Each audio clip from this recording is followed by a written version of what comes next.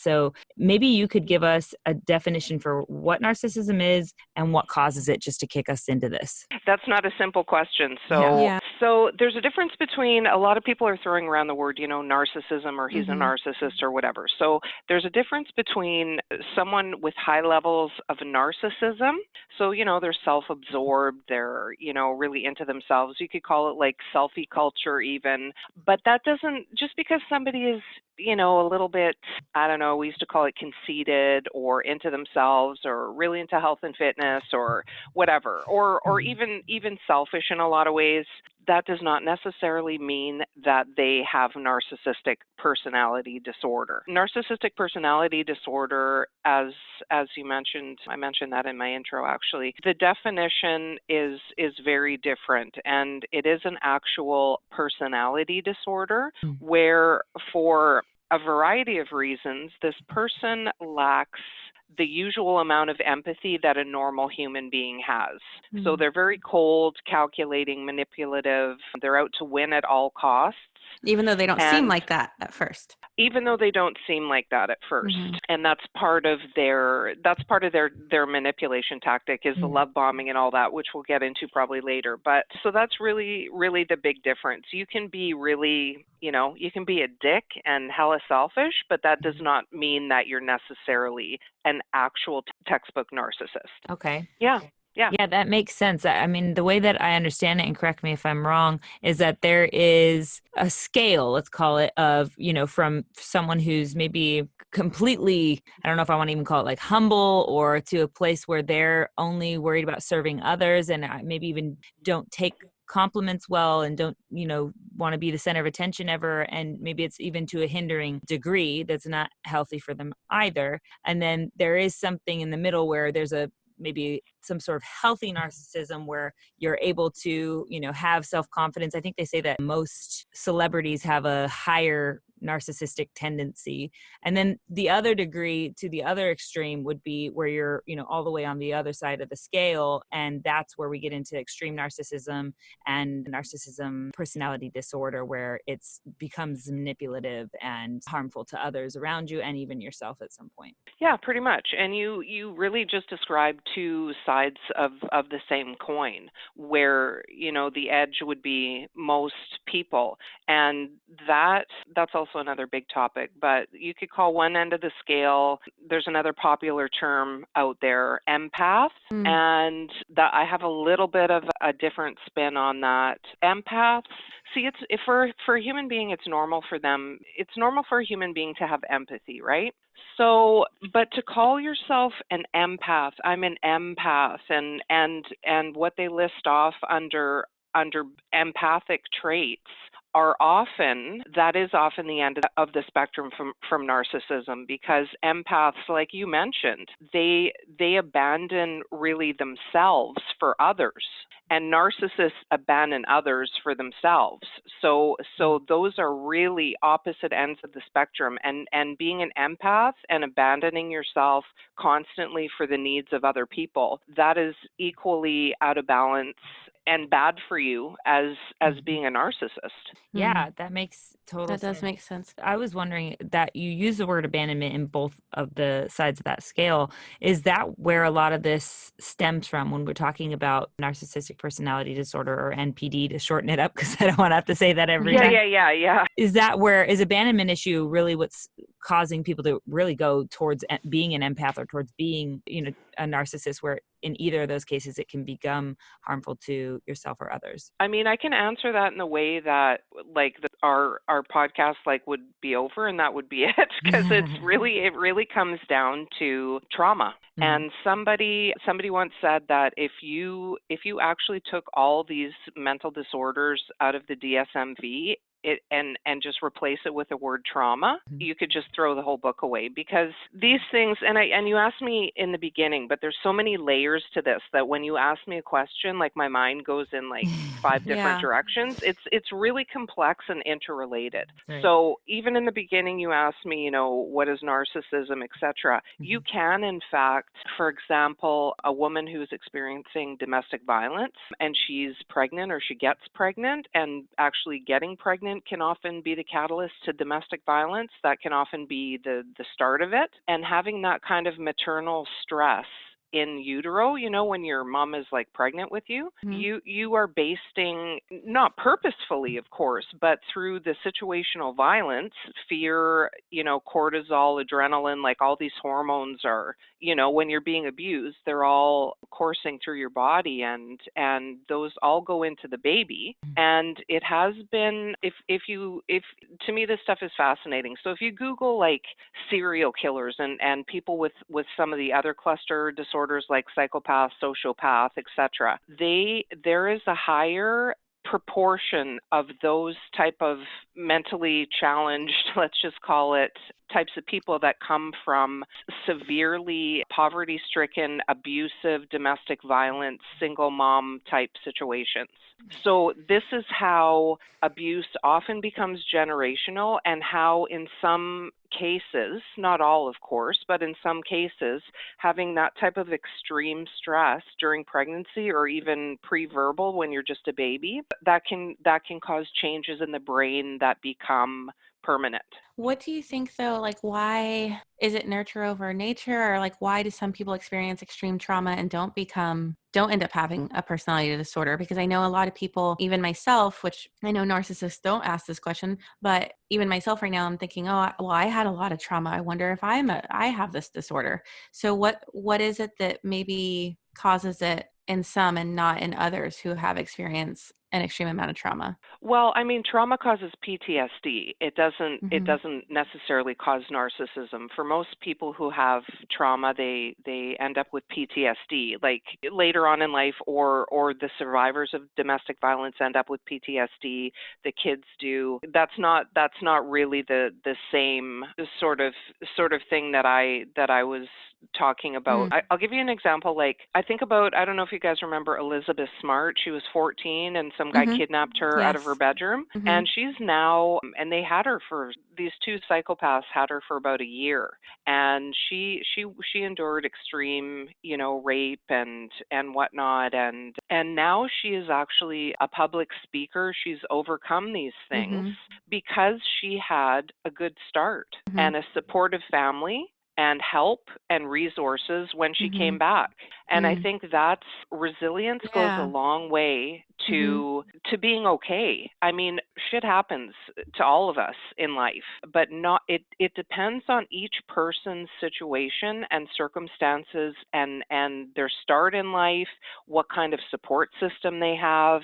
There's a lot of differing factors, right? So say you take somebody, a Vietnam vet who already has trauma, and then he has a car accident or ends up in a plane crash, but he's sitting next to somebody where none of these things have ever happened and they have a great support system.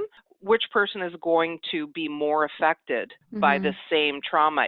It's because of that person's past history, right? And you also said DSMV. A lot of listeners probably don't know what that is. Can you just say what that is also? It's basically the textbook that psychiatrists use to diagnose patients. So everything is in there, like from bipolar to borderline personality disorder, narcissism. It's the Diagnostic and Statistical Manual. And the V stands for 5. That's the 5th edition. Yeah. Yep.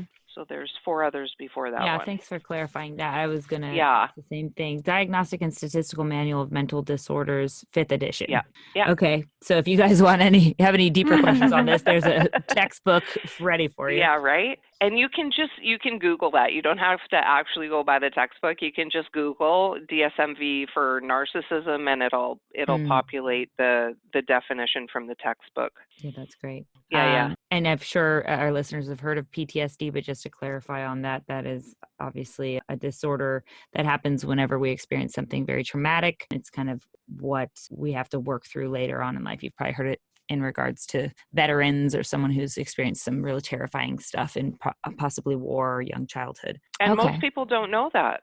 right? They Yeah. think, oh, I couldn't have PTSD. I didn't go to war. The top three causes of PTSD are domestic violence, childhood emotional neglect and trauma, and of course going to war. Yeah. Yeah, yeah. So it's a serious domestic violence and child abuse is a serious problem with huge consequences for society and, everywhere. Yeah. I think It, just speaking from my own personal experience, and I haven't labeled it necessarily PTSD, but just the idea of knowing that I have stuff that I've stuffed away in my past, especially and specifically tied to being with a narcissistic romantic partner in my earlier dating years. I know that those are traumas, things that happened there that were really dark and really rough for me to go through as one of my first relationships, and I still have to work through a lot of it, and a lot of it still has, it bled into many relationships after that, and it's still bleeding into my marriage now and my relationship with others. So I think that just knowing that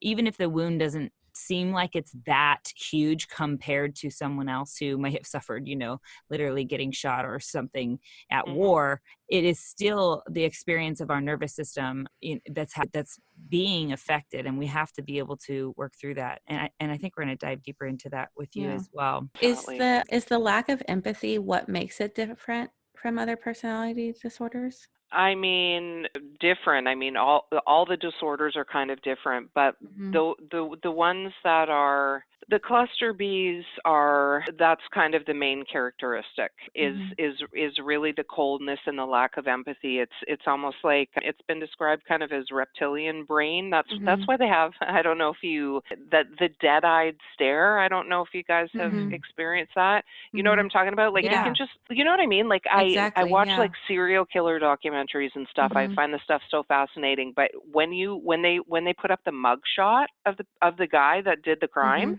you're like, whoa, like it's always the eyes. It's hollow. Yeah, like there's nothing back there. Because we think of the abuse that people receive from narcissists, and it's so different than from, when you're with someone who might struggle with borderline personality or with bipolar, it's a different type of abuse. I would say that to me, because I've dated a few of each of those, I think to me it was the lack of empathy that I would say set that one person apart. Yeah.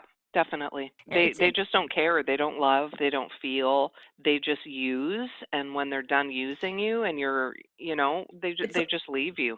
Yeah, it's like they love you for what you can do for them. Yeah. And so then when you're not able to do anything for them, say you're pregnant or you're sick, there's no love present. But when you're doing a lot for them and when you're singing their praises because you're in love with them, you feel loved by them because that's when you're giving them what they need. Yep, their supply, narcissistic supply. Yeah, exactly right. Do you have any story from your own? Obviously, you got interested in this work because of your own story. So maybe there's a piece of that there that you can share with us that has got that idea Jay just talked about to be really clear in your mind of how that all works.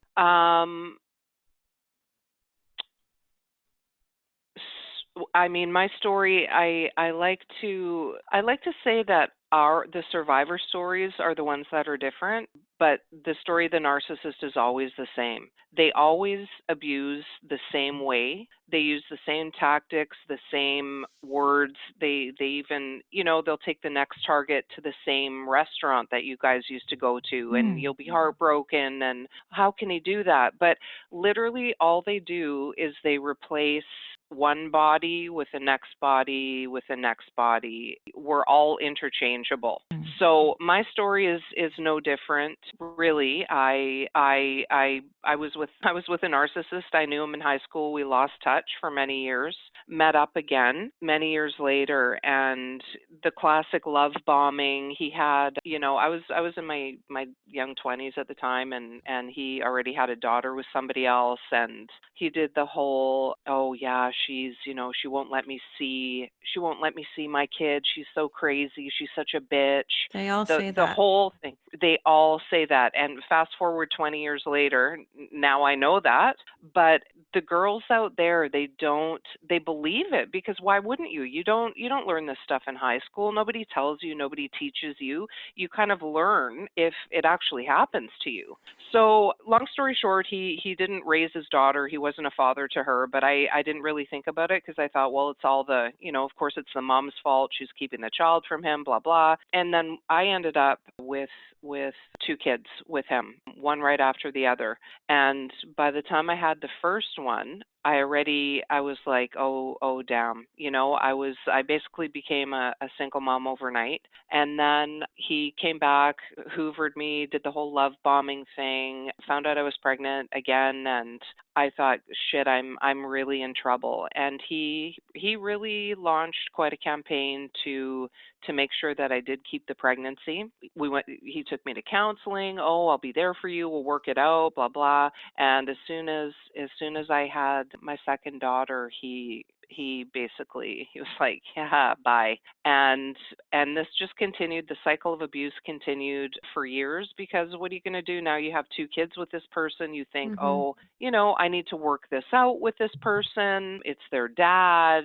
The things that society tells you are the right things to do, but don't feel right, don't work out right. And many years of financial abuse, not paying proper child support, the whole 9 yards, to the point where I ended up in bankruptcy and losing my house. And that's what we call financial abuse. This is what these guys do. They make things so hard for you financially by not paying child support, not paying their fair share, quitting their jobs, whatever it takes to screw you over. They don't think about their kids. And when he did see the girls, he'd take them somewhere for a couple hours, maybe once, twice a month. That was about it. And what I didn't find out till years later was that he was very abusive to them while they were with him. And now they have both been diagnosed with PTSD. So it's my story is not uncommon. Yeah, it sounds very familiar to a lot of other similar, Yeah. in a lot of other stories. I almost wonder if something about this personality disorder, if they purposefully get women pregnant because they need the sense of power and They control. do. And Yes. so then when they have a kid with you, they're almost always having even not paying child support is a way of controlling you. It's a way of having power over you. When you have a child with a narcissist, you are trapped for the rest of your life. Unless you can figure out a way out, because we're no contact now, all of us, all three of us. But abusers somehow know. You guys have heard the expression barefoot and pregnant. It's called reproductive coercion, and abusers know that the more children you have, the less likely you will be able to leave. And so us saying this, it also, I just want to clarify, it does make it sound like we're generalizing it to men, like we're saying like the men are the narcissist. Is it about half and half, women and men, when it comes to narcissism? No, and that's a complex question too. And I get this a lot, and I get a lot of men in my DMs going, well, it's women too. Definitely it is women. Women, of course, are narcissists, but it's about, say, the proportion is more men. About 3/4 more men are narcissistic than women. And the bigger picture of that is the type of society that we live in. We live in a patriarchal society run by men. That makes sense. Right? It's a misogynistic culture, sexist culture. You can just look in the news these days to see the oppression of women and the exploitation of women playing out, with cases like Harvey Weinstein and all these rich, powerful, mostly white men calling the shots. They're trying to backtrack all the Planned Parenthood funding now and abortion rights. Who thought that would happen? You know what I mean? And it's just a culture that is really right now, for some reason, anti-woman. And this very is punishing to the females. Yes, very much so. And this is how these cultural norms kind of grow, these gender stereotypes, the lack of equality. I mean, women are still making less money for the same job than men are in America in 2020. So it's more than just saying, narcissists. right? Mm-hmm. It's really part of the bigger picture. Yeah, it makes me wonder. I mean, the whole patriarchy that we live in is a whole nother conversation, of course, on top of this. It But is, yeah. and you're speaking there to, toxic masculinity and things that we're trying to Yeah. unwind as we speak, literally. Yep. But I wonder, I guess it brings up to me a question about how much hormones and the way that they direct us living in more of a masculine energy or feminine energy dictates our tendency to go and become overly narcissistic. I mean, I think when you live in a world where I don't think it has anything to do with hormones. I think it's fully cultural. I think when women are oppressed for a very long time by men, things turn upside down, and this is why we find ourselves in the way the world is today. Yeah, I think you're definitely right about the social climate and our culture breeding a lot of this unbalance to our lives. Yeah. But I have this idea that on this show we talk a lot about sexual polarity. We talk a lot about the yin yang and feminine Mhm. and masculine energy, and masculine energy speaks very much to control and creating a container and being the say so of the relationship, the alpha, if you will. So of course, being someone with NPD, you're all the way on on the end of the spectrum where you are the only one that has anything to say about anything, and that's all, whatever you say is the only thing that matters, and we're going to go with that. So it feels so masculine, and then of course you're saying that to back that up, the numbers speak largely to males being the ones who embody this personality disorder more commonly than women. So I guess I'm just tying those pieces together as a thesis, but it has no Mhm. backing to it. That's really interesting stuff though. So you were going to tell us about your name and identity and why you've decided to keep that to yourself and how that all came about. Well, pretty much for mainly the reason that you just talked about. It didn't start out that way. I started my page after I was finally able to fully go no contact with my narcissist, and then I Mm. started Googling like we all do, and then I couldn't stop for 3 years full time, read every book, delved into this fully head first. And then I had all these screenshots and yada yada yada. And so my kids are on Instagram, of course. So I was like, oh, what am I going to do with all these screenshots? I need to put them somewhere, like whatever. I'll just do an Instagram. So I did, and there were not too many narcissistic abuse pages at the time when I started. So I chose Narcissist Survivor, Mm-hmm. and it within, I mean, a really, really short period of time, my kids were amazed. I had, 1,000, 3,000. Sometimes I'd grow like a couple thousand overnight, and it just kept on like that exponentially. And so that's how the name stuck. But then with come the trolls and the messages, and I did a while back. It's probably still up there. I don't think I deleted it, but I did a little bit of a series called Oh Brandon, and Brandon was the symbol of all the men that had appeared in my DMs basically saying, what the fuck are you telling my girlfriend? Or, bitch, I'm gonna blank, blank, blank, Mm. stuff like that. Abusers don't like to lose control of their victims. So Mm. if you're abusing your girlfriend and Mm-hmm. she's coming on my page finding out that Right. what you're doing, you're cheating, lying, manipulating, gaslighting, ghosting, that all constitutes abuse. That abuse is not just a black eye, and we need to really get that out there. The worst kind of abuse is the abuse that you don't see, and the stuff that happens behind closed doors that doesn't leave a bruise. So I thought, I'm this is great for me. I'm going to go by Narcissist Survivor. It works for me. That's going to be my handle when I, do podcasts and whatnot, because I do want to stay safe. I don't want these people to, what are they going to turn up at my door? I don't know, but I'm not willing to take that chance. And especially, like I said, I have a couple of, they're older now, but a couple of kids, and it just wasn't worth it to do it any other way. You know what I mean? And for me, Mhm. it's always been important to spread the message rather than to self-promote, if that makes sense.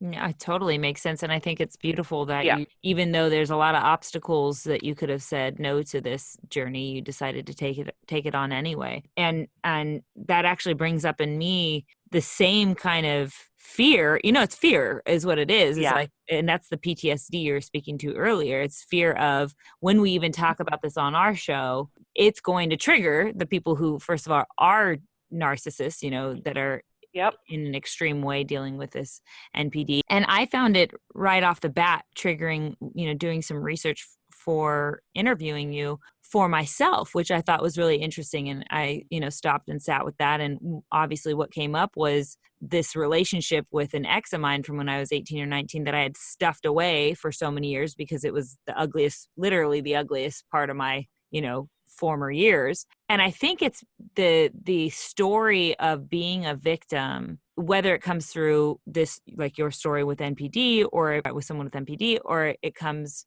through really almost any of the stories that we hear in the Me Too movement. Of course, there is nothing I want to take away from anyone who's been a victim of someone with NPD or anyone who's been a victim of rape or, any of these terrible tragedies and traumatic happenings that happen to people. But I just want to be clear with our listeners and say that I found myself triggered as well. And if you're finding yourself triggered, I think it's important you listen through and see why that's coming up for you and what that means maybe in this conversation, because I think a lot of us have been dealing with this to some degree, whether it's a relationship with our parents or the relationship with our romantic partner or whatever person in our lives that's close enough to get this kind of stranglehold on us, and we haven't identified it. But when we feel triggered, there's something we need to look at there. And so for me, I had a person in my life who I guess I was young enough and naive enough and had to go through it in order to realize, and come out the other end of it, what was happening. But he was dealing with depression, and I felt responsible to help him get through that. And he had bipolar, which these things weren't even diagnosed at the time. And it really was taboo to kind of go to therapy at the time. Thank God times are changing. And with the show, we're hoping to change it even quicker. But those are all things that I didn't even have really words for yet or wasn't able to label in him. And now when I look back, it's very clear. But he was violent, and sometimes physically abusive. But for me, it was like this fear of abandonment that kept me there. And he also isolated me. I wasn't allowed to have contact with friends or family. He'd make a case for why no one else would ever want me. And now when I look back on it, it's so it's far. Textbook. Yeah, it's so far from the person that I am today. And it's so obvious of what was happening there when I look back on it. Hindsight is 2020. But when you are in it and when you can call yourself a victim of it, which is that situation, when you are in it, it is clear to everyone outside of it watching you, like all my friends and family, it was clear to them what was happening. But you just don't see it that way. And now it feels almost like, I think the thing that triggered me most is that it feels like I was a dummy for ever allowing that to happen to me, or I should have known better. These are the voices I tell myself all the thing. I shame myself into feeling like I'm not worthy of calling myself a victim. Does that make sense? It makes total sense. But if you reframe it, how the hell are you supposed to know? I didn't know myself. Absolutely. You know what I mean? How many kids in high school leave high school and they don't even know how to read? How are like, what are you learning? Where are you learning this? Certainly not in health education class. Nobody is telling you about this stuff. How would you possibly know? All you know is what you see on TV or hear in social media, or what I always used to think when I was younger, that domestic violence meant that somebody was beating you up. And if it wasn't that, then it wasn't that bad. Absolutely. But how can you know anything like that if you have not been shown, taught, you haven't read a book, nothing? You literally don't have the information you need in order to figure it out. It's like trying to put together something from IKEA with no directions. Yeah. And do you know what I mean? Yeah. And speaking of that makes, I wanted to ask, like, how can we, so just because knowledge of it is what we lacked, how can we spot the signs of narcissism, and also what makes us a target to them? Again, multi-level question. Yeah, they all are. That's why, I mean, that's why it's now my mission in life to do what I do, to appear on shows like yours, to spread awareness about it. You know, a lot of people, even, you know, this word is so common. And a lot of people are out there, you know, oh yeah, he's like a narcissist, blah blah. Mm-hmm. But if you don't actually Google what is a narcissist, it's quite different than just Mm-hmm. having that word kind of in your mouth. Do you know what I Mm-hmm. mean? It gives it so much more meaning when you actually look at it and read about it. Mhm. And this is what my whole thing is. It's Mm. not talk therapy that helps you recover from narcissistic abuse. It's not any of that usual stuff. It's information, because once you have a bit of an understanding about the dynamics of narcissism, what narcissistic abuse is, how it affects you, etc., once you have a bit of a working knowledge, things and understanding, the understanding leads to healing ultimately. You know, it's like the light bulb moment. When you read about love bombing, you're like, oh, yeah, that's what he was doing when he'd bring me flowers after ghosting me for 3 weeks. You know, like you begin to, once you start to have the words, I think you mentioned that you didn't have like words to describe what was happening, and that is often what it is. You don't have the words to describe cycle of abuse or intermittent reinforcement or gaslighting. You don't even know what those things are. And until you do, you can't apply them to your own life and situation. Absolutely. Clarity is everything. You know, I guess we could call it finding the truth or seeking the truth out. And that's what knowledge really is, isn't it? It's just figuring out the label so that our human minds can understand it with the tools that we have available. So Yeah, yeah, yeah. I mean, it seems so simple. Like, yeah, just research it and then Mm-hmm. it'll help you clarify Well, and but move you don't forward. even know what you need to research at first. Right. I know. And this I is why it takes so long to figure it out and to heal. And it's hard And to recognize the signs because they're yes, never that person in the beginning. Right. yes, exactly, exactly. So, And you asked what makes a person susceptible to a mm-hmm. narcissist. It can really be anything. There's something called the high value target, which would be somebody like, you know, they target somebody famous or somebody married, and they take that person and dismantle their work life or their Mm-hmm. marriage. And that is their source of supply. Now, they'll take anything. Like, it depends on their needs. Somebody posted a meme not long ago that said there's nobody who loves you more than a narcissist who needs a place to stay. So all these women, oh, I get so many DMs from women, ladies, stop doing this. Stop letting these fuckboys with no job move into your place. So many women are accepting so little from these guys. They don't work. They're supporting these men with no jobs, no credit. They're getting them cars, etc. Also upside down and backwards. If you want to have, And some you of want a them have, partner, right? but they still aren't willing to contribute. Right. So it's still the same thing. Yeah, you're like their mommy, right? You're Mm-hmm. you're feeding them, you're cooking them dinner, you're doing all these things for them, and it's basically now you have an extra child, right? Mm-hmm. And a lot of that can be, you know, loneliness, or being a single mom is hard. You want to have Mm-hmm. that partner to help Mm-hmm. you, but it's you really put yourself behind the eight ball sometimes, just even out of simple loneliness. Everybody wants to be connected to somebody, right? Mm-hmm. To have that relationship. So we accept less than we deserve. You Yeah. know, if we come from a history of an absent father ourselves, that's what we call daddy issues. You're also going to pick a guy who's emotionally unavailable, Mm-hmm. aka a narcissist.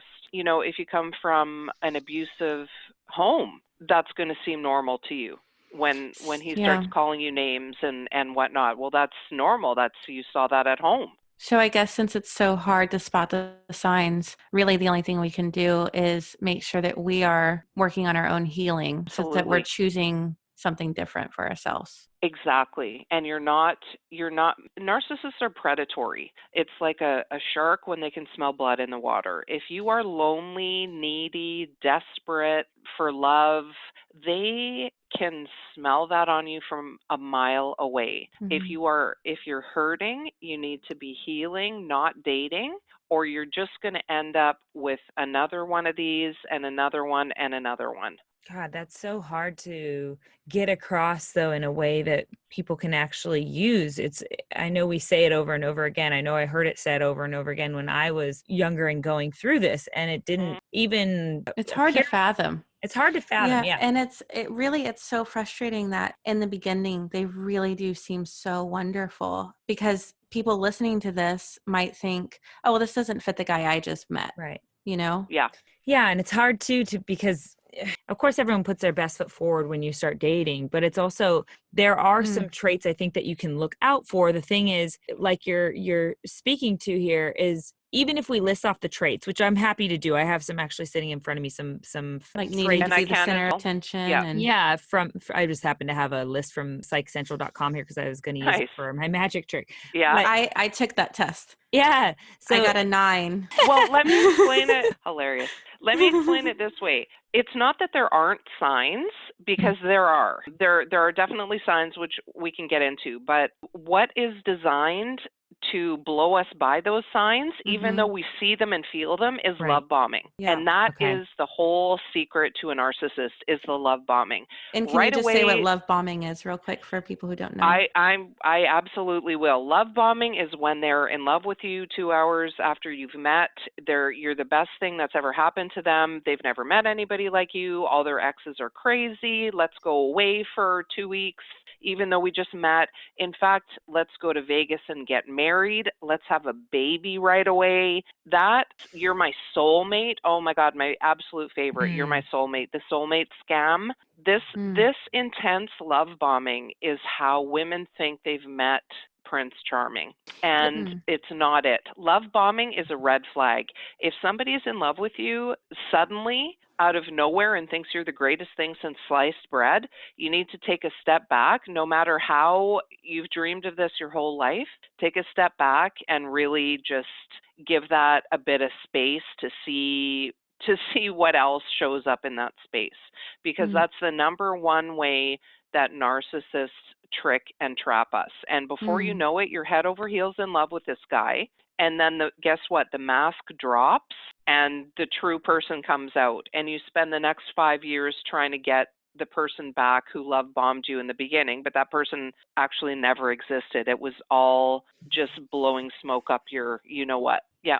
But the narcissist doesn't necessarily do this is it completely conscious on their end? That's my question. Yeah. Well, see, the thing is, if you're a narcissist, you can only pretend to have feelings of love or love somebody or act loving. So they don't think that they're really feeling these? No, they're not really feeling these things. It's designed to have you fall in love with them quickly so that they can go back to being themselves and can start doing what they really want to do, which is using and abusing you. So once we're in that situation, how do we walk ourselves out of that or run ourselves out of that? Yeah, what's an exit plan? Yeah. Well, it depends.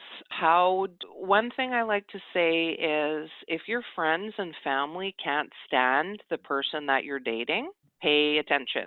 Even if you don't want to, because they can see what this guy has blinded you to. But narcissists are so charming that a lot of times, for me, the narcissists that I've been with, everyone loves them in the beginning. And they've been there's fooled. that as well. Yeah, and there's that as well. And that goes, like I said, there's so many different scenarios with a narcissist. You'll try and tell people what's happening to you, and they'll be like, "Oh, no, Jim couldn't be like that. He's a great guy. He coaches the soccer team."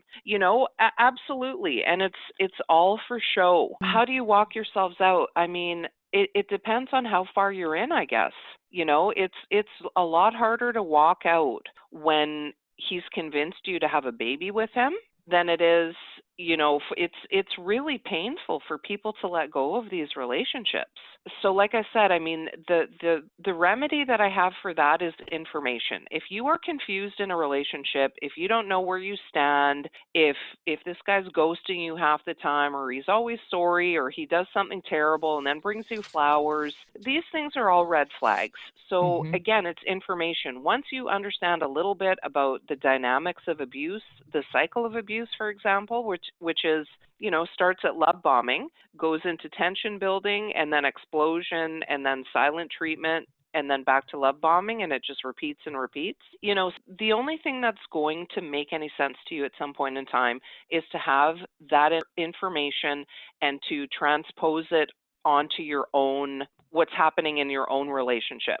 Yeah, that becomes very survival at that point, it seems Yeah. like. And it's hard, I think, in the midst of something like that, because once you're wound up in something like that, I think, and from my own personal experience, it's likely because you are not conscious of your attachment issues yet. You are not conscious of how you have, maybe like you were saying earlier, abandonment issues or daddy issues or whatever you want to call them. But basically or attachment issues. yeah, Yep. the idea that you need someone else in order to be okay. And that's a Yeah. really important sentence, Do you feel like you need someone else in order to be okay? Because once you can decide yes or no on that, and if you feel stuck or trapped in a relationship with someone with NPD, you most likely would answer that yes. I feel like I need this person in order to feel okay. Now that you've detected that you have an attachment issue with this person, you can start doing some of the self-work to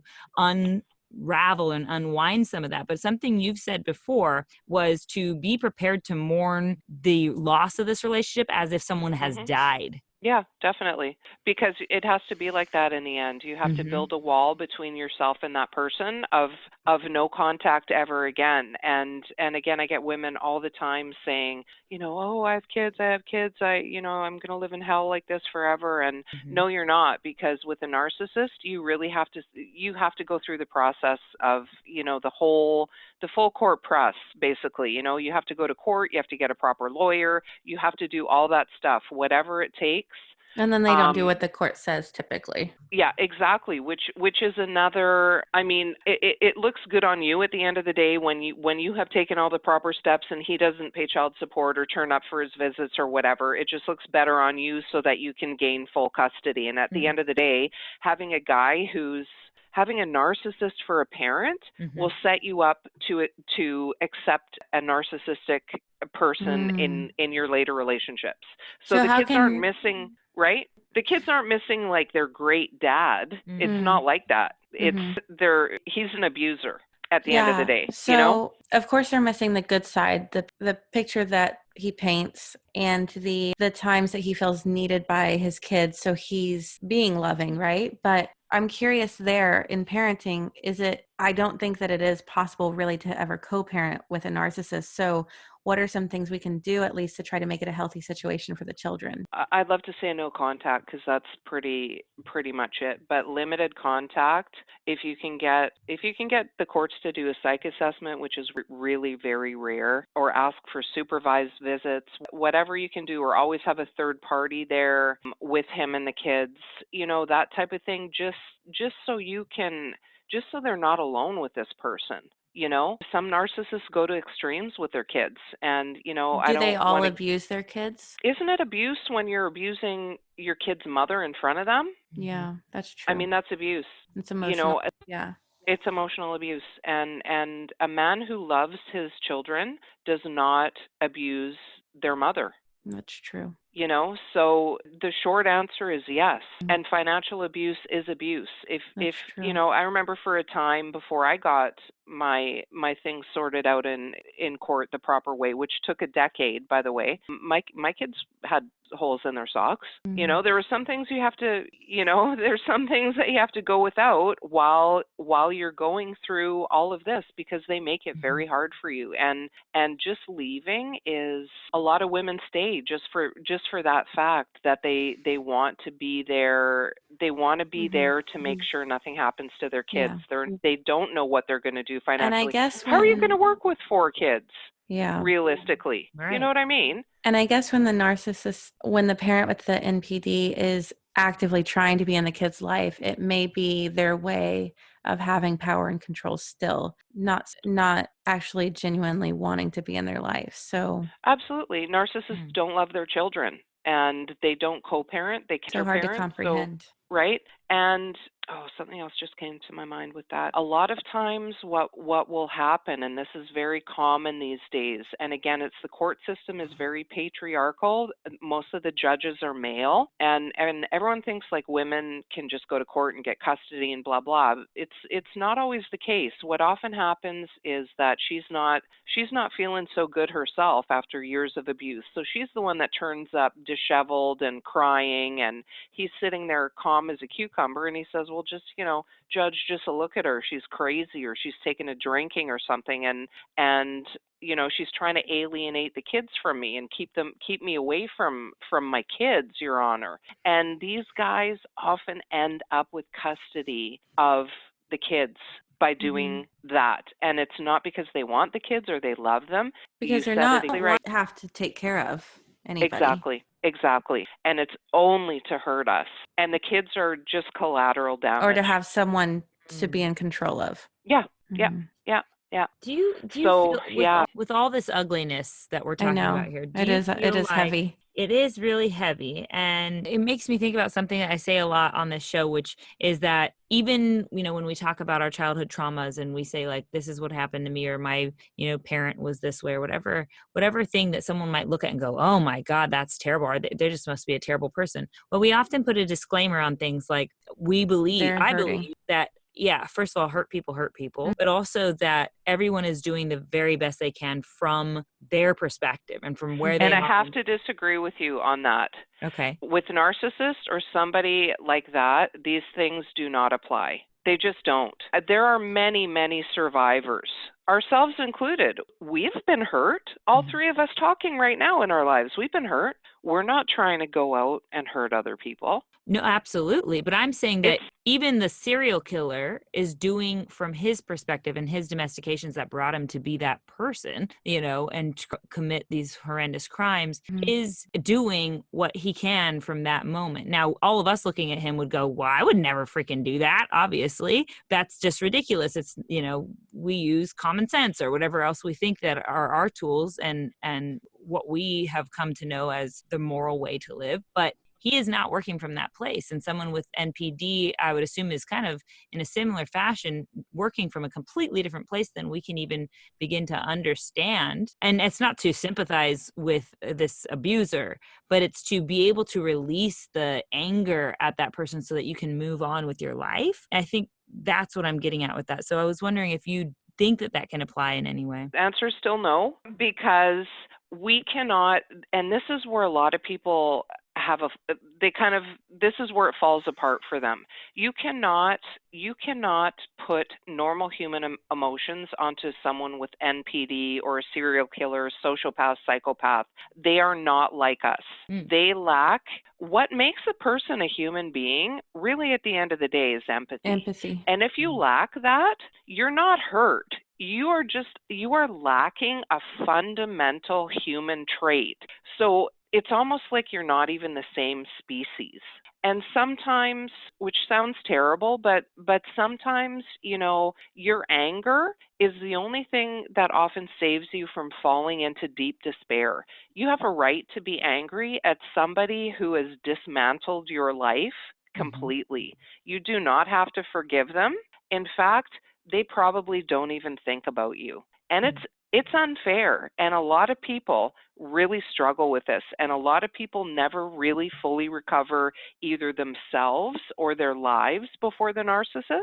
They've lost their children. They've lost their homes. A lot of women end up actually homeless because of domestic violence and narcissistic abuse. Homeless. So it's, you really don't have to forgive your abuser. It's sometimes it's just not possible or realistic, and you can still heal in spite of that, and you can still regain some version of yourself that makes your life meaningful still and means something to you. I noticed that whenever I came out of the relationship with the first relationship that was with someone who was extremely narcissistic, I floated to perhaps the other extreme for a bit, and I kind of projected some of the same tendencies, and it's going to be all about me this time, and I'm not going to let that happen to me and again, and that type of idea. And I didn't, and I really went to another. It's like when you come out of a relationship, you usually go to the exact opposite, and then you kind of ping pong back and forth, and you hope one day you find some sort of balance in between the two. And if you're doing self work during all that, I think you do get to get there. That's the light at the end of the tunnel. But for sure.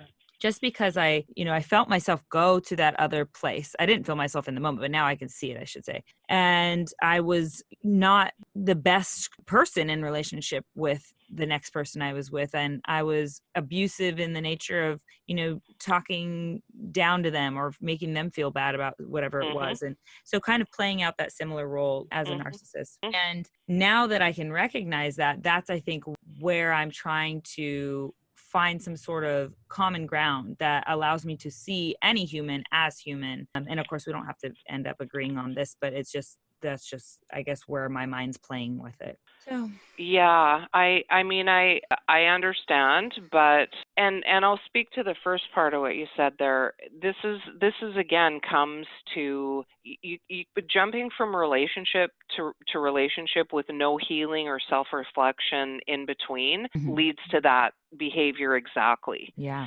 And that's why it's so important to do your healing work after a relationship. You cannot just get into another relationship, because obviously you're just going to repeat some not great stuff. You know what I mean? Yeah, that's key. But yeah, right. But another example I'll use is like even with parenting with a narcissist, a lot of women are still out there trying to co-parent, trying to do the right thing, trying to put some kind of human form on this person, right? But it's just not there. Yeah, no, I get that. Do you It's just not there. Do you think that the only way to co-parent with a narcissist is through the court, or do you think that because most women who have children with a narcissist are probably scared to go to the court because they know things will get ugly? They'll spiral out of control. It took me 10 years to get to court. Right. So say someone is parenting with that they have kids with a narcissist and they're trying to just get through it. They're just trying to make it healthy for the kids. And that person still is trying to keep their claws in, calling all the time, trying to control who you see and all that stuff. You think that court is the only answer? No, I could never make that type of blanket statement. But what you have to understand is these guys. So once you have a child with a narcissist, you can't just leave and be forever again, right? So and children by definition become secondary supply. So what women often end up doing is just allowing this person to continually cross their boundaries. For example, this guy doesn't have a car or a place to take the kids, so they let him come back into the home, or they lend him the car, or he won't buy car seats, so you go buy him car seats. Stuff like this. It just goes on and on and on. Or he hurts that's the so kids, verbatim of so many people's stories. Yeah, it is. It is. And you know what? You will spend the rest of your life like that. If there is never think of a narcissist as a black hole, and all you're doing, you're throwing yourself in the hole, your children, your money, the car seats, the diapers, everything is you're just throwing everything into this bottomless pit, and it will never be filled up, and you will end up empty.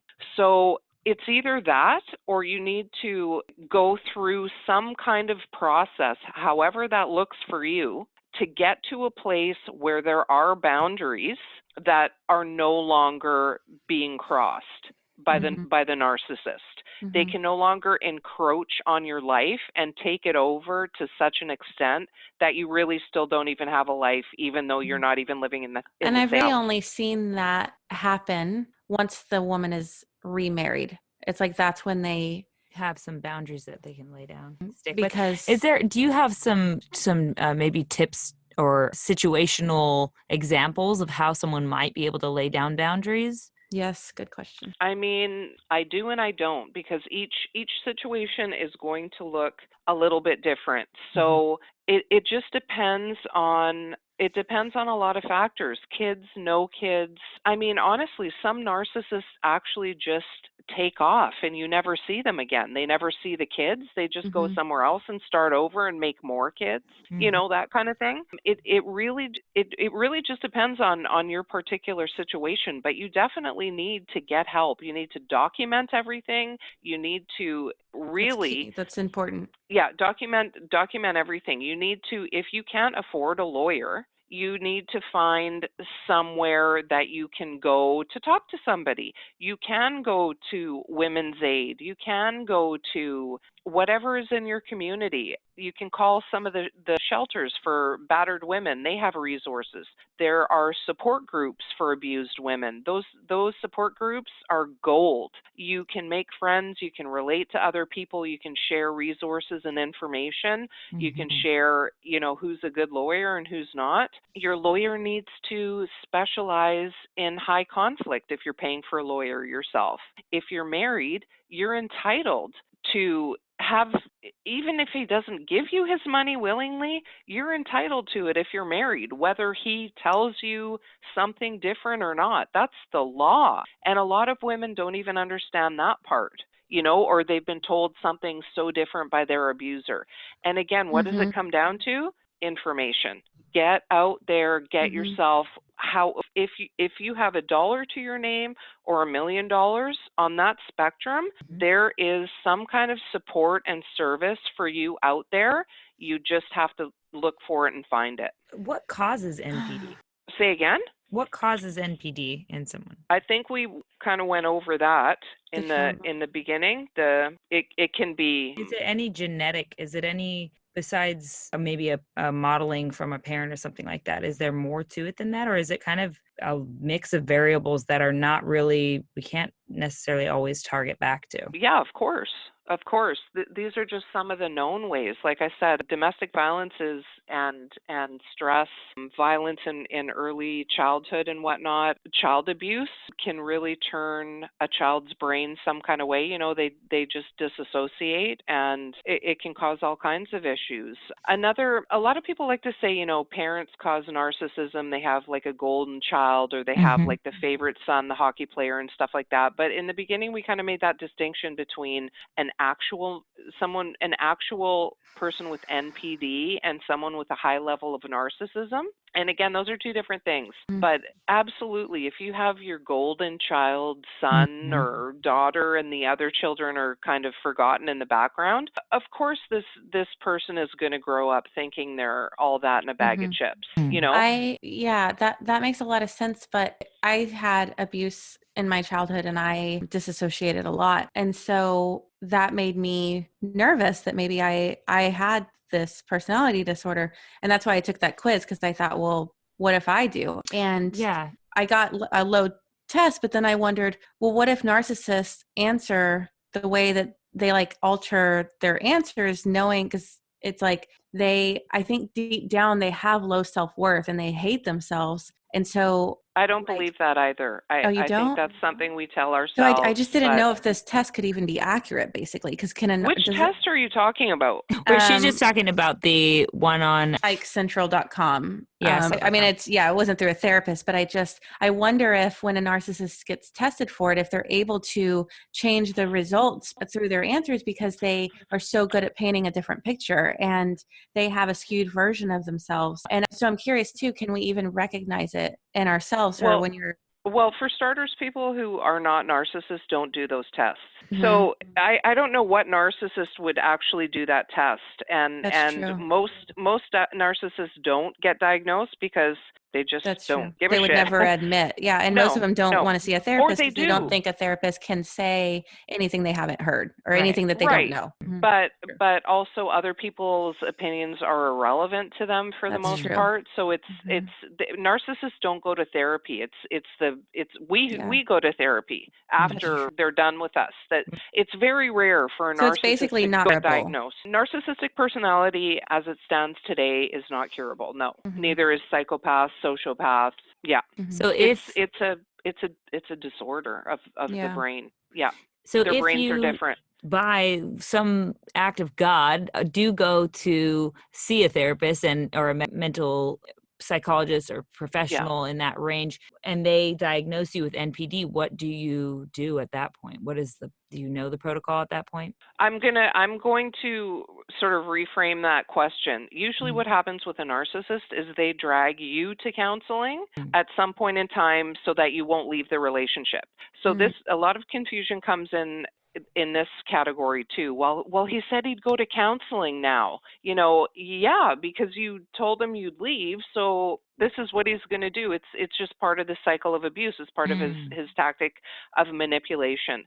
More often than not, like I'm going to say 9 times out of 10, the narcissist, just like everybody else in their lives, will fool the counselor. And Yeah. you're going to end up looking like the crazy one, and Mm. he's going to At end you? up, I yeah, wonder if they would be able to see through it or not. they most often do not. And Mm. again, most therapists are not trained in narcissism whatsoever. If you're a Mm. counselor or a therapist, you don't even have to study narcissism or any of the cluster Bs Mm. at all to call yourself a counselor or a therapist or a marriage counselor or any type of profession like that. Unless you specialize in it and that's your thing, that's your angle, you're just a talk therapist, and you're just going to listen to these people talk for an hour a week and try and figure out, kind of what's maybe going on. And you're going to treat them like they're normal humans because they've turned up at counseling.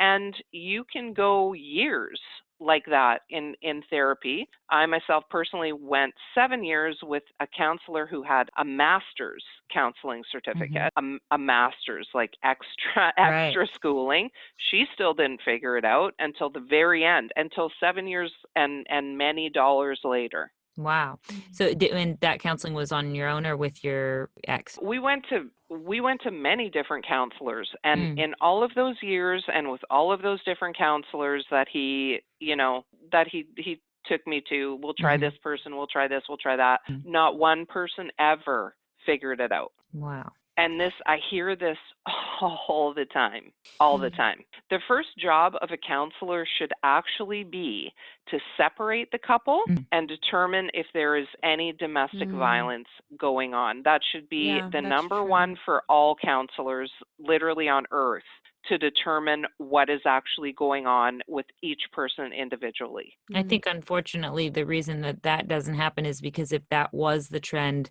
then That's true. anyone in an abusive relationship, the abuser would not go to Yeah, counseling with that person. It would not Correct. unfortunately. happen. Yeah. Correct. So you basically get nowhere because abuse is not a couple's problem ever. And there you go. It's just it's like a hamster wheel, right? Right. Wow. And it keeps you trapped in the relationship for another, however long, 5 years. Spend 5 years in therapy, and you don't get anywhere at the end, but you're still thinking, oh well, he's still going for counseling, and nothing changes. So like each counseling session is like a mini love bomb. It's just like a way Yeah. showing up, but Mhm. it's really Yeah, just to continue yeah, to weave the story. What yeah. would you say to someone who is just getting out of a narcissistic abusive situation? Like what would you say to them as far as overcoming it, as far as what the best things they can do right now? Again, that depends, but building that wall is super important. No, people really No struggle with, contact. no Mhm. contact. And again, with the kids thing, eventually when you get it, through mediation or whatever, you can go no contact because Mhm. you then have a schedule, you have a pickup and drop off location, you Uh-huh. have all this stuff figured out. So you don't need to be taking his calls in the middle of the night or anything like that. You don't need to answer his texts because there's a system that you've managed to put in place around all of this, that you guys just exist within that system. So no contact is imperative. If you don't have kids with a narcissist, consider yourself, you've dodged a bullet. Despite the circumstances, a lot of narcissists, they'll force you to have an abortion or something like this. This is also very common, and it's all about power and control. They have control over you, over what you did. They often berate you for having you make this choice, but at the end of the day, not having a child with a narcissist, you're free. Even if you don't feel free right now, you can go and you can shut that door. You build the wall. If he dies behind the wall that you've built, the imaginary wall, you will know nothing about it. You don't check his social media. You block and delete him on everything. And you know what? Come on. We know the unknown number calling is him. Right. Don't answer it, okay? Come on. It's always that, and we pretend we don't know, but we know. We know. So no contact ever again is the only way to heal from narcissistic abuse, especially if it's a particular person. Okay. Right? Yeah. That is tough with the kid situation and figuring out how to be as low contact as possible. Yep. Especially when your kids love the man. Yeah. But the thing is, they often don't also. And kids are often quite relieved when they don't have to go see their abuser anymore. It can go either way, right? Yeah, it can go either way, for sure. Yeah. Well, I do see that. That is a lot of, you're working on a really heavy issue. And I appreciate all that you're taking on by doing that, because it's not easy. Yeah. It is heavy. It is. And it's very, but honestly, if helping other people at this point in time, it made what I went through, I'm not even going to say tolerable, but it made it mean something, I guess, Yeah. that I didn't go through all that for nothing, that it didn't propel me into the learning that I did and the study and all of that, Yeah. So yeah. Yeah, absolutely. It's interesting, the things that drive us, right? It's Right? like we could have never predicted something like that being the thing that actually brings us the most light in our life. Yeah, exactly. Okay, well, there are a few short questions we like to ask everyone who comes on the show, and these do not have to pertain at all to the subject of narcissistic personality disorder, but they can if you'd like them to. The first question is, if you could hug your younger self right now, what would you say? The first thing that came to mind was trust your gut, trust your intuition. That's good. Yeah. If you could whisper one phrase to everyone on the planet, what would it be? Be true to yourself. Yeah. If you could have the whole world read one book, what book would it be? Oh my God, I'm a reader. So that's really going to be tough. I think I would say at this point in time is read the book Why Does He Do That by Lundy Bancroft. All right. Yeah. Why does he do that? Got it. Yeah, it's one of the best books, most concise, enjoyable reads about abuse and the dynamics of it out there. And I've literally probably read every book there is out there. Can I ask you your thoughts on the 50 Shades of Grey movies and books? Need I say more? I mean it's a book about, I haven't read it. I tried to read it many times just because it's so badly written. I'll just say that right off the bat. But it's a story of abuse and control and narcissism. Being turned into a fantasy. Yeah. What bullshit, consuming that type of bullshit. Obviously I'm getting my temperature is rising talking about this, but women, that's not it. Yeah. And then the same with the new show called You that's trending. I've heard about that too. Again, it's another piece of trash. But the thing that's sad about it is that it finds a way to get you to empathize with the person. And they try to make it sexy too, And normal. But don't forget, it's normal. Narcissists play on our empathy. Yeah. Because normal people, humans, have empathy. That's a normal part. This is why this whole I'm an empath thing really kind of stop saying that, ladies, because it literally tells narcissists that you're open for business. You know what I mean? You're a target, right? You're a target. Of course you have empathy. You're a human. That's the norm. The people that are outside of the norm are the ones who don't have empathy. And it is a low percentage of the population, what these disordered persons that we're talking about, but their effect on others is huge. Yeah. You know? Absolutely. Yeah. I get what you're saying there 100%. I think Yeah, just because we literally just a few nights ago interviewed someone about really about all kinds of ways that we fantasize sexually and kink and all these really exotic, interesting things we dived into. But because everybody has such a different idea of what intimacy looks like for them and what kinkiness looks like for them, and this 50 Shades of Grey has been such a big, hit in our society, Mhm. really spread Mhm. like wildfire. I don't know. It's just interesting that we go there. We have this idea. A lot of women have this idea of wanting that over reigning power, this powerful man idea, whatever that Mm-hmm. is, and wherever that comes from for us. Again, Mm-hmm. have we been sold anything else culturally? Like Yeah. really, you know what I mean? And this conversation is going to like segue into like the porn, the heavily Mm-hmm. saturated porn and extreme porn culture that we're in right now. And Mm-hmm. I mean, like, where do you stop with all of this? Right. Like, it's like, like all of these things are at an all-time high right now. Child sex trafficking, period. Jeffrey Epstein. I Mm-hmm. mean, where do you like where's the line with all of this? Like it's like there's like the lid has been taken off the pot and it's just like boiling over with more and more extreme deviant behavior being normalized.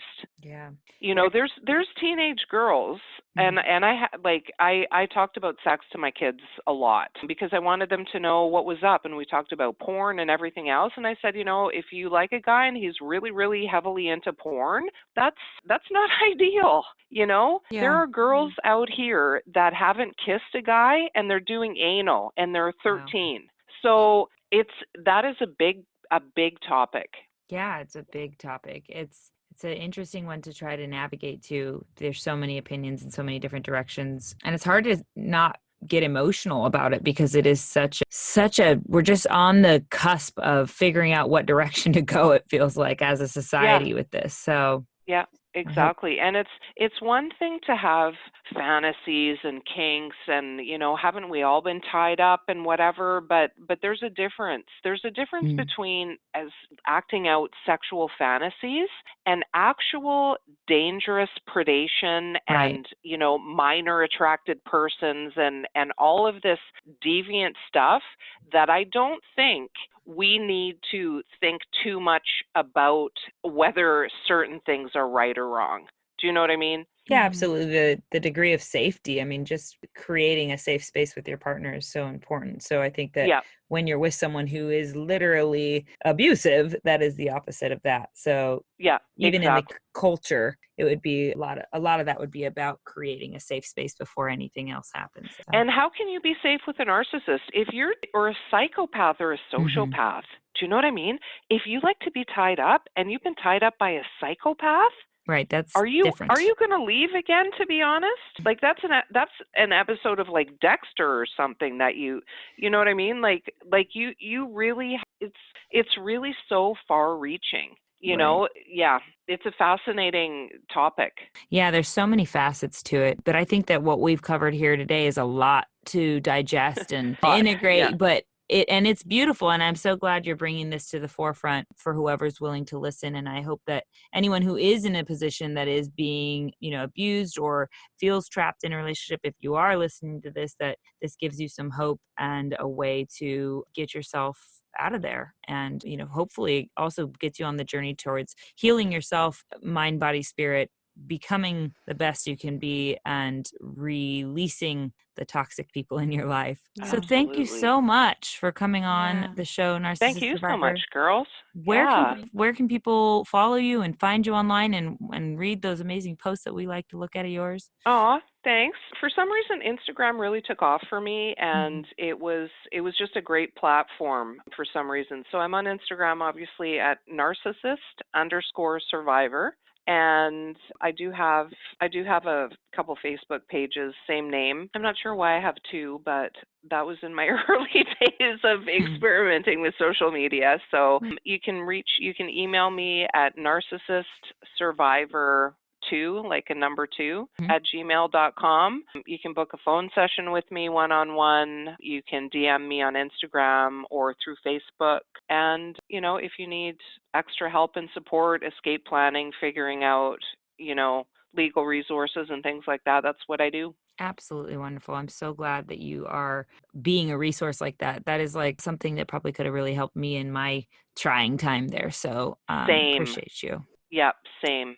And it's Same. just so Yep. cool that we have social media and podcasts, and this stuff is just rampant everywhere. So, all you have to do is get on a computer or a smartphone, type it in, and you can find some help. That's so cool. Yeah, absolutely.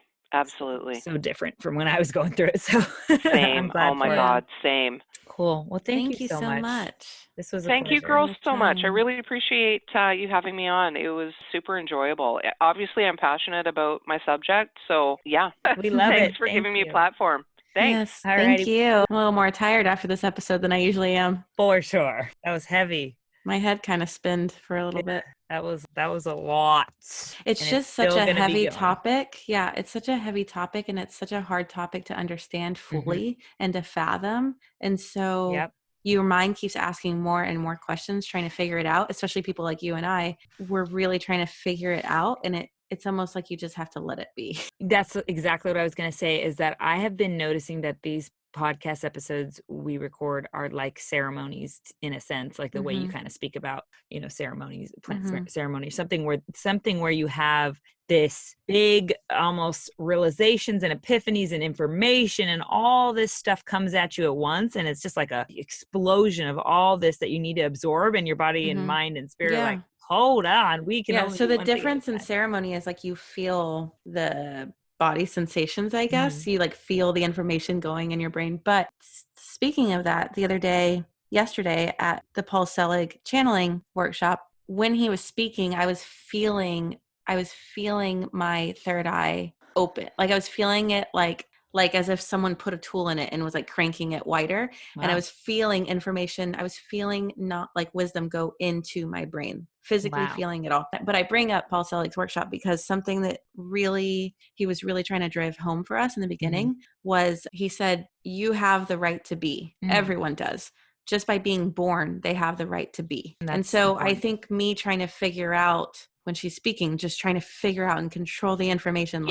But what exactly is it? Like, no, but how do we avoid it? And how do analyzing? There wasn't really a straight answer for anything. And I think that I just had to practice what Paul said, and just, even they have a right to be. Everyone has a right to be, not excusing the behavior or making ourselves open to that, but just let them be. Don't try to figure it out anymore, because it's exhausting. I don't know if that's applicable. You're talking about someone with an NPD be. Yeah. Well, yeah. I mean, of course, set the boundaries that she spoke of. Don't fall prey to the abuse. But like for me, like we're trying to fix it. Exactly. We're trying to fix it right now by like pinpointing and making it black and white. Right. And there just wasn't really, there's not straight answers for this, because it is such a hard personality disorder to comprehend, they don't even have a treatment for it. So you're right. And even just by trying to fix someone is like, you're in a sense trying to be empathetic with the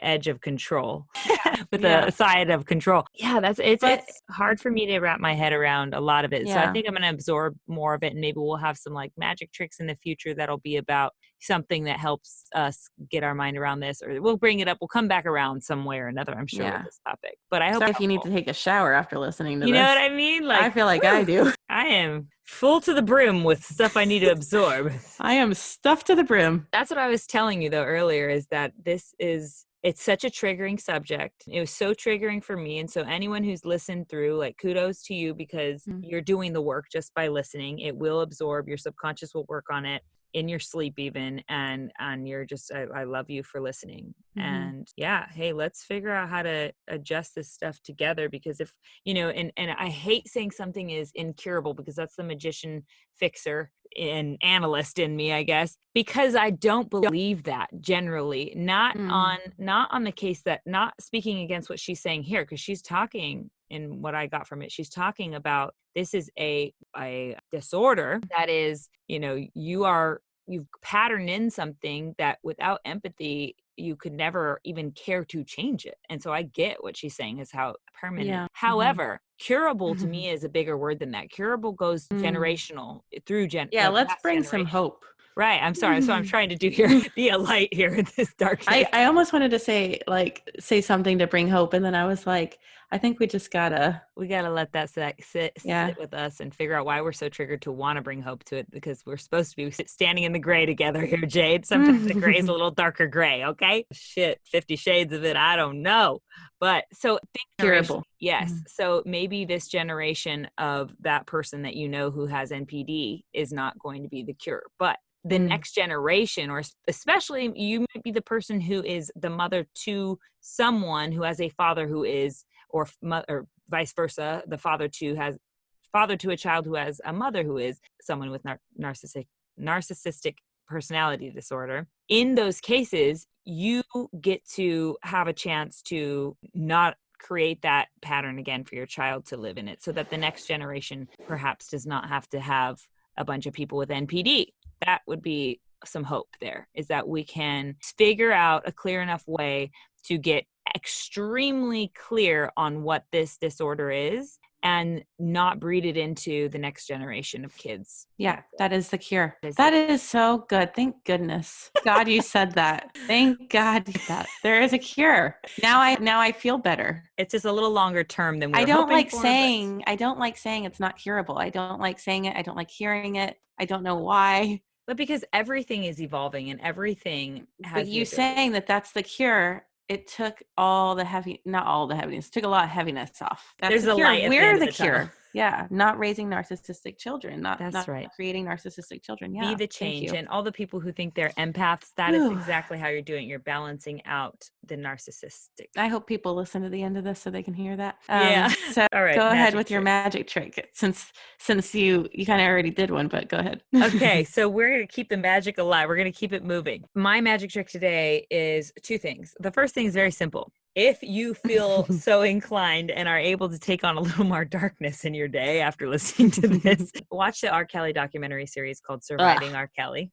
I can't do it. But go on. So for me, it was really interesting because, of course, it speaks to his narcissistic personality disorder or his tendencies. I don't know if he would ever admit to being that, but you get to see the story of many of these victims of his and other people that are on the peripheral of his story that input their own piece, which it's all really interesting. And you can take it, with a grain of salt and take it from whatever your perspective is. Of course, that's how you will take it. But it's something to invest some time in if you're interested in just experiencing more of whatever this means. Because like we said, it's a little bit of a gray topic, and that might help you get a little clarity in one direction or another. And again, I know I've said it several times on this podcast, but if you feel triggered by anything in this podcast, we are inviting you to sit with it, because this is a very heavy topic and it is something to just let sink in so you can figure out how to clarify it, because it's important. And you taking the time to do that might not only save you from some headache, it might improve your life by finding ways where you're being too narcissistic or not having enough healthy narcissism, or being overly empathetic with people who you are, who are actually toxic to you. So there, I think, is a lot of really important and helpful stuff that you can get out of this if you allow it to assimilate. So, okay, my other part of my magic trick, if you're not sick of hearing me talk yet, is to take a narcissism test. And I'll put a link in the show notes for the one that we were speaking about earlier. That's the one that what did you get? Yeah. So I got I don't think I have it up. So I think of like a 14 or 15. So this test, that's on the high end of the average. So I want to say the test says that average is between 12 and 15. High is about 20 and above, I believe. And most, like I was saying, most celebrities hit at 18 because they have a little, extra narcissism in there, which can be taken as a negative or a positive. It's a positive in the sense that it got them to where they are, likely, or it was a part of that because they were very comfortable in front of, large crowds, and they were excited to be the center of attention. But of course that can go into a place where it becomes manipulative and it becomes harmful to others. And the average, it says, is 14, 15, like you said, and over 20 is a narcissism. My 9, I even thought, I was like, that might be a little high. I think it is because I do I want the podcast to be successful. So I want to be successful, and I also try to be body positive. And so I think that those raise my score, which I don't consider those two things negative. Maybe that's narcissistic. No, the whole point of that is to understand that narcissism is not a bad thing in Yeah. all regards. We Mhm. need narcissism as a species. It is largely, a huge part of So what like, has allowed us to be progressive and mhm. motivated individuals. I mean, that is Mm. why some of us wake up and strive every day to make, shitloads of money, but happen to discover some groundbreaking scientific discovery on the way or whatever. You could really credit narcissism for a lot of that. Now, like I said, that same characteristic in a person can be used for, you could use this power for good or bad. So a lot of it is about, again, doing the self work around it. And of course, if it's creating unhealthy things in your life, then figuring out how to change where you're being overly narcissistic or Mhm. extreme experiencing extreme narcissism, and to get to a more balanced state. So Jade, I think it's funny because you consider yourself an empath, of course, and you're worried about a score that's at a 9, which is way below average, which is actually unhealthy. You're worrying Oh, about being overly narcissistic mm, to a degree that you're now that makes like sense. shaming yourself over Mm, stuff. And the shame part is where an empath, you that become makes harmful sense. to yourself. Yeah. So anyway, all things to look at if you're listening, take this test. And just to, I think, reiterate some of the things we said on the show, that NPD is typically diagnosed by a trained mental health professional. So this test is not going to be, what tells you are, what tells you your partner is this, but you would go to a trained psychologist or psychiatrist that is trained for specifically detecting or diagnosing, I should say, NPD. And that's important because this is just a test on the internet. Of course, there's a lot of gray area with this test. It's not perfect. And a lot of people with this disorder, like we were saying, don't seek treatment because they don't think they need any help from anybody else, right? Mhm. So I just wanted to give a few things for people listening who maybe are worried that they're in a relationship with someone who has NPD. And so here, basically, I'm going to list a few things, and someone with NPD would typically need to meet about 5 or more of the following symptoms. Okay, so has a grandiose sense of self-importance. For example, exaggerate achievements and talents, expects to be recognized as superior without commensurate achievements, is preoccupied with fantasies of unlimited success, power, brilliance, beauty, or ideal love, believes that he or she is special and unique and can only be understood by or should associate with other special or high status people or institutions, requires excessive admiration, has a very strong sense of entitlement, for example, unreasonable expectations of especially favorable treatment or automatic compliance with his or her expectations, is exploitive of others, for example, takes advantage of others to achieve his or her own ends, lacks empathy, for example, is unwilling to recognize or identify with feelings and needs of others, is often envious of others or believes that others are envious of him or her, regularly shows arrogant, haughty behaviors or attitudes, which, by the way, I just want to say, so that's the list. So 5 or more is what you're looking for someone who is at the extreme end, which we would call narcissistic personality disorder. Again, you would need a mental health professional who specializes in this to actually diagnose somebody. So I wouldn't go around pointing fingers, but that might help you if you are in a situation where you feel that could be a problem for you. I want to also just, side note that all of these items I have noticed showed up in my life from time to time before. Sometimes I have them show up now, if I'm being really honest. And so I think taking this test will help you get an idea of where you're at now. So it's a really great place to start and figure out where to go from there. So that's it. That's a long Yeah. ass trick. It's good though, and it's very concise on the, characteristics. So I am really thankful for that information. Mine is really short and simple To balance that but out. well, I think I actually learned this from you somewhat, but I think that so what makes a narcissistic person want to continue to abuse you is you having an emotional response, because then they're getting what they want. They feed off of it. Yes. So if you can stop having an emotional response, I like this. get upset, contact your friend. I contact you. I contact, you don't want to be too draining, but like have a friend that they know they're helping you through this. They know they're helping you get through this time in your life, and you contact them and you tell them what you want to tell this person with this disorder instead, so that you can still vent, you can still get it out of your system if you need to, or get to the point where you don't need to. But whatever you do, find a different way to deal with what they've said to you, because they're trying to get you to have an emotional response. And it takes so much practice and so much work, because they'll say one thing and okay, I'm good, I'm not doing an emotional response, and they'll keep going until you have one. So it takes a lot of practice, because after the third or fourth thing that they say, you lose it, which is what they want. So you mentioned to me before, not with someone with this personality disorder, but just with someone that maybe I have a tough time communicating with, to talk to them as if they're Siri or Alexa, to just be robotic to the point, and even have a copy and paste. So what I have as a copy and paste is, your attempt to portray me in a negative light is noted, and I disagree with your interpretation of events. That's it. Like, copy and paste it every time. Almost like, like the automated responses, it's your automated response, and just send it every time. And it's going to drive them nuts at first, and they may spiral out of control and start accusing you and start saying that you're a child because you're sending this, and that you're not able to have a conversation. You're not able to talk, grow up, be a big girl and talk to me. Right. They'll say all those things.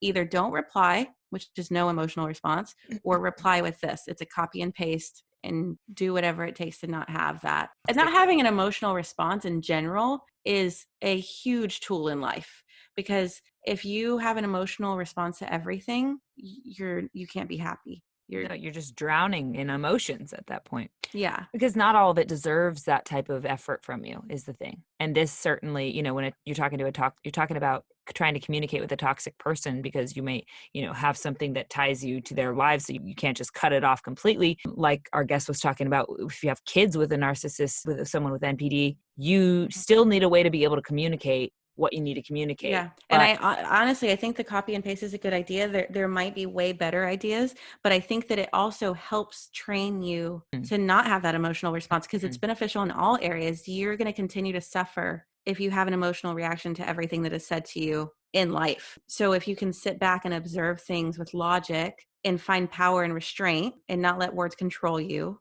because that's all they are, is words, and you're letting that person control you, which is what narcissism feeds off of.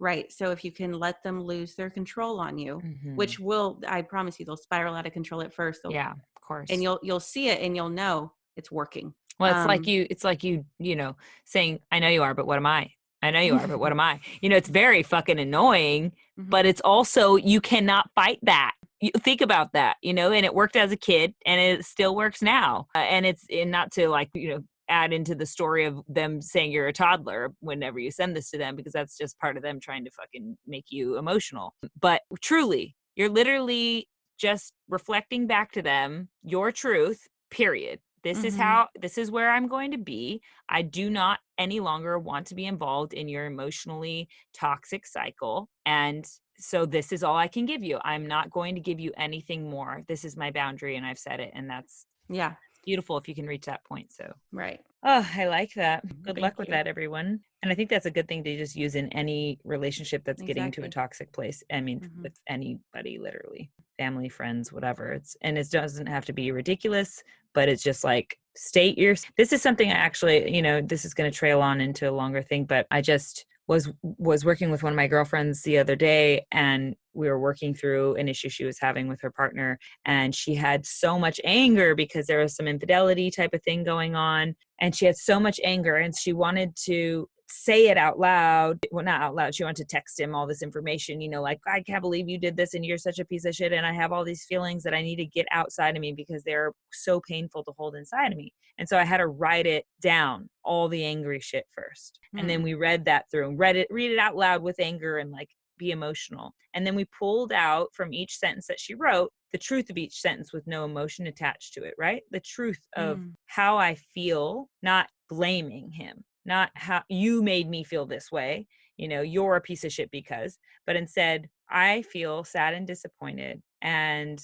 just relaying that piece and then saying, when then we found that we basically dug to the core of each of those sentences for her that she laid out, and found, the core of the issues for her and what it was triggering actually for her and why all that emotion was coming up. Because in order for emotion to come up, you have to be triggered. So if you can Mm-hmm. find that trigger and put it really clearly and concisely without blaming the other person, you can usually actually communicate to them your feelings so that they can absorb it and understand it. And that's where it's Mm-hmm. really important. I don't know if someone with NPD, like, again, if they don't have empathy, I don't know if it's going to be helpful, but I'm just speaking to anyone in relationship where what your magic trick can be super helpful. So she was able to describe exactly her triggers. Like, I feel sad and disappointed at the situation, and I noticed that it triggered me in this way, because my father left me when I was little and I felt abandoned, whatever her thing was, right? Mm-hmm. And that's, feels like a pattern, or feels like something I've been cycling through my whole life, period. And that's pretty much it, just her side of it. And Mm-hmm. it was really received beautifully by him, which is great because he actually does have empathy. So hopefully they'll be able to figure out how to work through that, or work, on themselves enough to decide what they want to do from there. But in any case, I really love your magic trick. So thank you for bringing that up. All right, Magic Mothers. Thank you so much for tuning in and taking this journey with us. If this episode held some magic for you, please share it with your friends and family. I know that this was a heavier one, but we all know people who have suffered from narcissistic abuse, and this could in some way help them. So it would mean so much to us also if you shared this, if you left a review, like Mercedes said. Don't forget to join us on our Instagram page as well, at The Magic Hour, and let us know what your favorite episodes have been so far. We appreciate all your feedback and want to know what's lighting you up. Listen to some of our past episodes in our podcast library now. We'll meet you there. Until then,